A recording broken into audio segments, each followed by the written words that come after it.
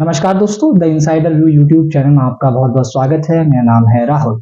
ये हमारा पहला वीडियो है और इसका टॉपिक हमने चुना है यूके पीसीएस 2024 की जो परीक्षा होने वाली है एक डेढ़ महीने के बाद, उसके बारे में बात करेंगे। इसके पीछे के दो कारण हैं। पहला तो यही है कि जो पीसीएस की परीक्षा में नए अपडेट हुए हैं उसके बारे में आपको जानकारी दे दें। लेकिन जो दूसरा बड़ा कारण है कि कोई नया बच्चा अगर पीसीएस की परीक्षा की तैयारी शुरू करना चाहता है तो उसे यूट्यूब पर कोई ऐसा वीडियो नहीं मिलता जिसमें सारी जानकारी उपलब्ध हो। तो हमने सोचा ये कमी हम पूरी कर लेते हैं।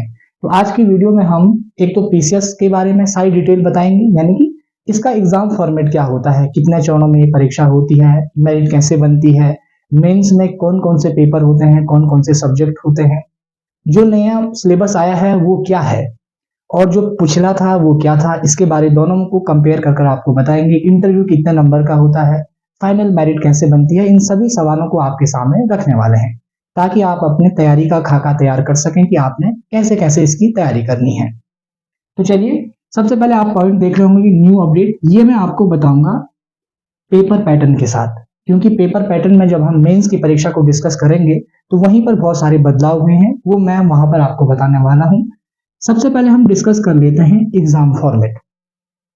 देखिए, ये परीक्षा 3 चरणों में होती है। पहला चरण है प्री का, दूसरा चरण है मेंस का और तीसरा चरण है इंटरव्यू का। ये दो अभी छोड़ देते हैं। सबसे पहले आते हैं प्री की परीक्षा पर। आयोग प्री की परीक्षा को कहता है छटनी एग्जाम या स्क्रीनिंग एग्जाम, जिसमें बच्चों की छटनी की जाती है। जो लोग मुकम्मल तैयारी करने वाले हैं वही लोग आगे बढ़ पाते हैं, यानी कि इतनी बड़ी भीड़ को सीधा मेंस में बिठा देंगे तो ज्यादा खर्चा लगेगा, ज्यादा मुश्किलें आएंगी, क्योंकि मेंस में रिटन एग्जाम होते हैं। तो इसलिए पहले छटनी परीक्षा होती है। छटनी परीक्षा क्या होती है? इसमें 2 एग्जाम आपके सामने होते हैं। एक तो जीएस का एग्जाम जिसे कहते हैं, और दूसरा सी सेट या एप्टीट्यूड का एग्जाम इसे कह देते हैं। और जीएस की जो परीक्षा है और सी सेट की जो परीक्षा है, ये दोनों ऑब्जेक्टिव परीक्षाएं होती, यानी कि आपके पास एक क्वेश्चन होगा और इसके 4 ऑप्शन आपके सामने रखे जाएंगे, जिसका आपको एक सही आंसर चुनना होता है और ओएमआर शीट में भरना होता है। ठीक है। जो सी सेट की परीक्षा है, यानी कि पहला पेपर तो किसका होगा? जीएस का होगा, और दूसरा पेपर जो होता है सी सेट का होता। सी सेट की परीक्षा को आपको केवल पास करना होता है, यानी कि इसमें आपको केवल 33% नंबर लेके आने हैं। और कितने में से लेके आने हैं? 150 में से। अब आपको समझना है, 150 में से 100 नंबर 100 क्वेश्चन इसमें आते हैं और ये 2 घंटे का एग्जाम होता है। ठीक है। उसी तरीके से आप जीएस पर आते हैं। जीएस में 150 नंबर की होती है। इसमें 150 क्वेश्चन आपके सामने रहते हैं और ये भी 2 घंटे में आपको करना होता है। यहाँ पर एक और चीज समझने वाली है, जो आपकी प्री की फाइनल मेरिट लिस्ट बनती है वो केवल जीएस के बेस पर ही बनती है। आप 150 में से कितने नंबर लेकर आएंगे, आपकी मेरिट उसी हिसाब से बनेगी। और उससे पहले आपको जीएस ये सी सेट का पेपर पास करना होगा, यानी कि अगर आप इसमें 33% नंबर नहीं लाते हैं और इसमें आपके 150 में से 120 भी आ जाते हैं तो फिर आपको यहाँ पर पास नहीं माना जाएगा। आपको यहाँ 33% लेकर आने हैं और यहाँ आप मेरिट जितनी उस समय की कट ऑफ जाएगी उस हिसाब के अंक आपके होने चाहिए, तभी आप दूसरे चरण में जाने के लिए तैयार होते हैं। अब आता है मीन्स। ठीक है।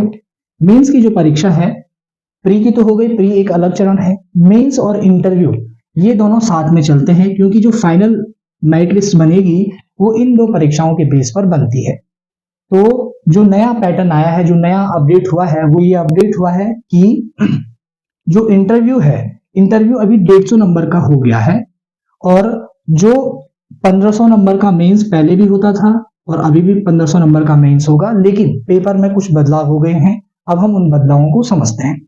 इसे थोड़ा मिटा देते हैं। मेंस की तरफ आइए। मेंस में अब आपके सामने 8 पेपर हैं। कितना पेपर हैं? 8 पेपर आपके सामने मेंस के हैं, जिसमें पहला जो पेपर है, पहला और दूसरा, इसको बता देता हूं। सबसे पहले ये हिंदी का पेपर होगा और दूसरा ऐसे का पेपर होने वाला है, यानी कि आपको एक निबंध लिखना है और एक पेपर आपका हिंदी का होगा पहला। और उसके बाद के जो 6 पेपर हैं, यानी कि 3rd से लेकर 8th तक जो आपके एग्जाम होने वाले हैं, 4था, 5वां, 6ठा, 7वां और 8वां, ये आपके जीएस के एग्जाम होंगे, जिसे आयोग जीएस का पेपर कहता है। अब इन पेपर के सब्जेक्ट क्या हैं वो आपको थोड़ा बता देता हूं।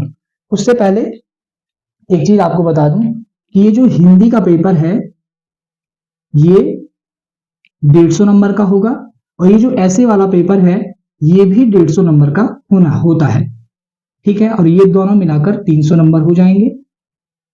और जो ये नीचे के जीएस के 6 पेपर होने वाले हैं वो आपको 200 नंबर के होंगे, ठीक है। और 200 इंटू 6 12 और 3 1500 नंबर आपके सामने ये हो जाते हैं। अब इसके सब्जेक्ट पर थोड़ा डिस्कस कर लूं, उससे पहले थोड़ा मैं आपको पिछले साल का जो पैटर्न था, पिछले जो पेपर होते थे उसका पैटर्न आपको बता देता हूं। पहले 7 पेपर होते थे, 7 पेपर में जो आपको ये 2 अलग अलग पेपर दिखाई दे रहे हैं वो एक ही पेपर होता था और इसे भाषा का पेपर कहते थे। दूसरा, जो पहले जीएस के 5 पेपर होते 6 पेपर होते थे, भाषा को हटाकर 6 पेपर और प्लस 1 7 पेपर होते थे। उसमें एक और चीज थी कि पहले सब्जेक्ट वाइज पेपर होते थे, मतलब जैसे जीएस का पहले हिस्ट्री का पेपर है तो हिस्ट्री के साथ आर्ट एंड कल्चर को जोड़ लिया जाता था। दूसरा इंपॉर्टेंट सब्जेक्ट जो होता है पॉलिटी होता है, तो पॉलिटी के साथ सोशल जस्टिस और इंटरनेशनल रिलेशन को जोड़ दिया जाता था। वर्ल्ड और इंडियन ज्योग्राफी को एक साथ रखा जाता था। इकोनॉमिक एंड सोशल डेवलपमेंट जो होता है उनको एक साथ रखा जाता था। जनरल साइंस और टेक का अलग पेपर होता था, और एप्टीट्यूड और एथिक्स का अलग पेपर होता था। यानी कि जो मेंस में मैथ्स के क्वेश्चन आते थे वो अब नहीं आने वाले हैं, वो पुराना पैटर्न था। पहले जो एथिक्स वाला पेपर होता था उसमें मैथ्स के भी क्वेश्चन आपके सामने रखे जाते थे, आपको पूरे प्रोसेस वाइज वो मैथ्स के क्वेश्चन करने होते थे, और वो कुछ मायनों में सही भी था और कुछ मायनों में अब जो नया पेपर फॉर्मेट बना है उसमें कुछ फायदा भी है कुछ नुकसान भी है, क्योंकि हर सिस्टम का कुछ फायदा और नुकसान होता ही है। तो ये मैंने आपको पिछले बारी के जो पेपर का फॉर्मेट था वो बताया, लेकिन जो नया फॉर्मेट है वो मैं आपको यहाँ पर डिटेल में समझाता हूँ। जो नया फॉर्मेट है इसमें कोई भी सब्जेक्ट को पर्टिकुलर एक पेपर में नहीं रखा गया है, यानी कि जैसे मैंने आपको पहले बताया कि पहले हिस्ट्री था और हिस्ट्री के साथ जोड़कर आर्ट एंड कल्चर को रख दिया गया था, लेकिन इस बार फॉर्मेट बदल गया है। जो पहला जीएस का पेपर होने वाला है, यानी कि जो तीसरा जीएस का पेपर होगा आपके सामने, उसमें हिस्ट्री और ज्योग्राफी और सोसाइटी, हिस्ट्री ज्योग्राफी और सोसाइटी और साथ ही साथ आर्ट एंड कल्चर भी एक साथ रख दिया गया है। यानी कि अगर हम इसे GS1 कहते हैं, यानी कि जो हमारा 3rd नंबर का पेपर है जिसे GS1 कह देते हैं, तो इसके सामने आपको हिस्ट्री भी पढ़नी पड़ेगी, ज्योग्राफी भी आपके सामने होगी, सोसाइटी होगी, सॉरी सोशल जस्टिस तो अलग उसमें है, लेकिन सोसाइटी इसमें आपके सामने आएगी, और आर्ट एंड कल्चर। तो यानी कि जो पहले वाला जो फॉर्मेट था उसमें केवल ये 2 चीजें आपके सामने होती थी, इनका एक अलग पेपर होता था, अभी ये इसी में पूछा जाएगा। दूसरा, जो गवर्नेंस का पेपर है, यानी कि GS2 और 4th एग्जाम जो हमारा होगा जिसमें गवर्नेंस आएगी, कॉन्स्टिट्यूशन, इंडियन कॉन्स्टिट्यूशन पूछा जाएगा, और सोशल जस्टिस इस पेपर में आपके सामने रखी जाएगी, और इंटरनेशनल रिलेशन इसमें आएगा। उसके बाद हमने आपको बताया जो अगला नेक्स्ट पेपर है मैं आपको सामने बोल देता हूं, अगर आप लिख रहे हैं तो आप उसे नोट डाउन कर सकते हैं। वैसे तो PDF आपके सामने होगी, बस मैं केवल आपको कंपेयर कर इसे बता रहा हूं। जो 3rd पेपर है वो है टेक, यानी कि इसमें टेक्नोलॉजी पूछी जाएगी। इन्वायरमेंटल होगा, इकोनॉमिक डेवलपमेंट, इन्वायरमेंट और इकोनॉमिक डेवलपमेंट एक ही उसमें रख दिया गया है, और डिजास्टर मैनेजमेंट भी इसी का टॉपिक रहेगा। और जो चौथा पेपर है यानी कि 6ठा नंबर का और GS4 जिसे आप कहेंगे, उसमें एक इंपॉर्टेंट चीज है वो है एथिक्स। इसमें पूरा एथिक्स का पेपर एक सामने रखा गया है। ये आपको यूपीएससी के जैसा पैटर्न, अभी ये एक नंबर गेनिंग पेपर भी बनता है, जैसे यूपीएससी में एथिक्स का पेपर एक नंबर गेनिंग पेपर होता है, यहाँ पर भी अब इसका रोल बनेगा, क्योंकि पहले इसके साथ मैथ्स भी आती थी, यानी कि अब वो मैथ्स हटा दी गई है, तो अब आपके सामने केवल एथिक्स रहेगा, GS4 या 6 नंबर का जो हमारा पेपर होने वाला है। और जो 7 और 8 नंबर के जो पेपर हैं वो इस बार इंट्रोड्यूस कराए गए हैं। वो क्या है, वो है उत्तराखंड। यानी कि जैसे आप यूपीएससी में ऑप्शनल सब्जेक्ट देखते हैं, वहां पर भी 2 क्वेश्चन पेपर ऑप्शनल सब्जेक्ट के होते हैं, तो वैसे ही अब यहाँ उत्तराखंड में तो ऑप्शनल नहीं है, लेकिन यहाँ पर उत्तराखंड जो टॉपिक है वही एक सब्जेक्ट बनाकर इस परीक्षा में डाल दिया गया है। ये एक अच्छा कदम मुझे लगता है, क्योंकि पहले ये पेपर नहीं होते थे। पहले हिस्ट्री के साथ उत्तराखंड की हिस्ट्री पूछ ली जाती थी, ज्योग्राफी के साथ उत्तराखंड की ज्योग्राफी पूछ ली जाती थी, लेकिन अभी पर्टिकुलर 7 और 8 2 पेपर आपके सामने उत्तराखंड के होंगे।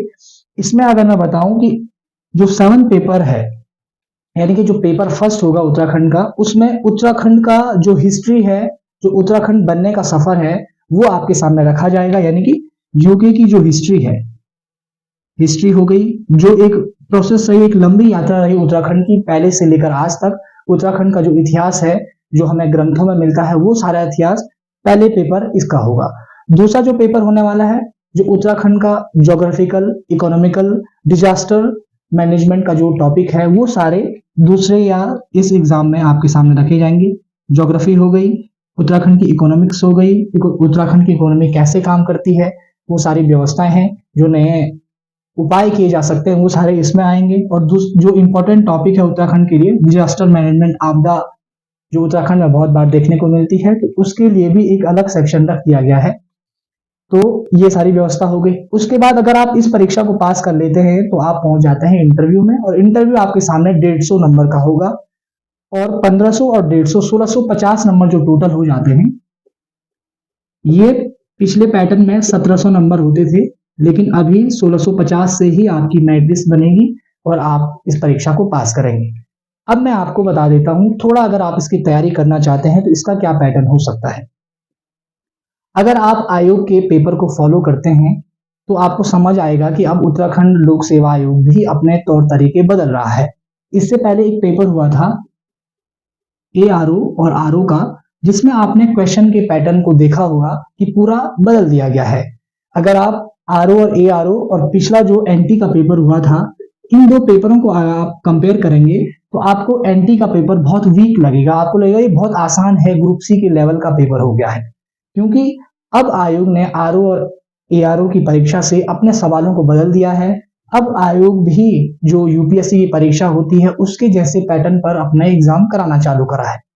यानी कि जो पीसीएस का पेपर अब होने वाला है, तो उसमें एक बड़ी संभावना ये है कि आयोग अपने क्वेश्चन के तौर तरीकों को बदलेगा, क्योंकि आयोग पहले पीसीएस के परीक्षा में भी उत्तराखंड का राज्य खेल पूछ लेता था।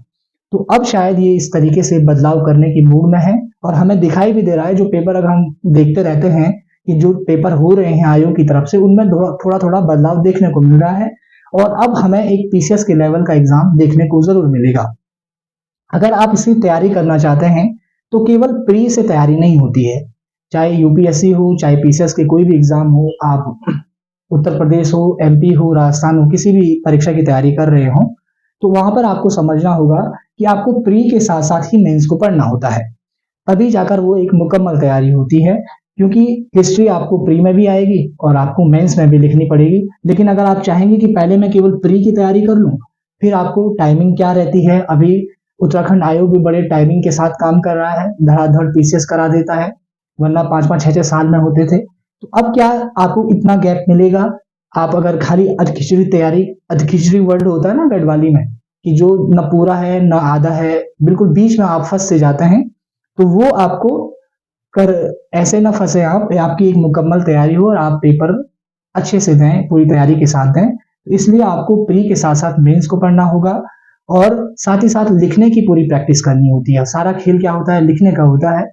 अब मेंस जैसी परीक्षा में अगर आपके राइटिंग स्किल्स, आपकी राइटिंग स्पीड स्किल्स भी हो गई, स्पीड भी हो गई, और लेखन शैली जो आपकी अगर मुकम्मल नहीं है तो बहुत मुश्किल हो जाता है। तो आपको अगर तैयारी करनी है तो अपना जो आपको रास्ता बनाना है, तो उसमें प्री के साथ साथ मेंस को भी जोड़ते हुए चलना है, और इंटरव्यू तो अपने जीवन में आपको रखना ही है, चाहे कहीं पर भी ये आपके साथ काम आ सकता है।